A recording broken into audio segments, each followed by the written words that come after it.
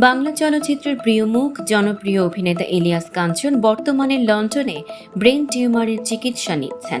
পরিবার জানিয়েছে তার প্রথম ধাপের কেমোথেরাপি সম্পন্ন হয়েছে এবং বর্তমানে তিনি খানিকটা স্থিতিশীল আছেন, যা ভক্তদের জন্য নিঃসন্দেহে এক আশার খবর।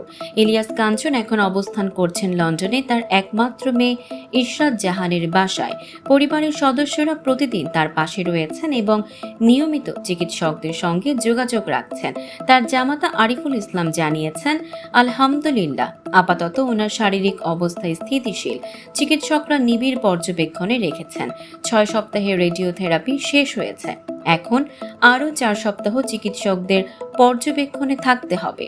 তিনি আরও বলেন, ডিসেম্বরের শেষ দিকে চিকিৎসার অগ্রগতি সম্পর্কে সুনির্দিষ্ট ধারণা পাওয়া যাবে। প্রসঙ্গত, গত 26 এপ্রিল অসুস্থ হয়ে পড়লে ইলিয়াস কাঞ্চনকে লন্ডনের হার্লি স্ট্রিট ক্লিনিকে ভর্তি করা হয়। পরে 5 আগস্ট লন্ডনের উইলিংটন হাসপাতালে তার মাথায় সফল অস্ত্রোপচার সম্পন্ন হয়।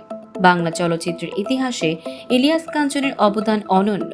পর্দায় তার অসংখ্য হিট সিনেমা যেমন দর্শককে আনন্দ দিয়েছে, তেমনি বাস্তব জীবনে তিনি নিরাপদ সড়ক চাই আন্দোলনের পথিকৃত হিসেবেও জনগণের ভালোবাসা অর্জন করেছেন। দেশের অসংখ্য ভক্ত এখন একটাই প্রার্থনা করছেন, প্রিয় নায়ক যেন দ্রুত সুস্থ হয়ে আবারও পর্দায় ফিরে আসেন। দর্শক, সাম্প্রতিক ও চমকপ্রদ সব খবর পেতে ফলো করুন আমাদের ফেসবুক পেজ CB24 টিভি এবং সাবস্ক্রাইব করুন ইউটিউব চ্যানেল CB24 অফিসিয়াল।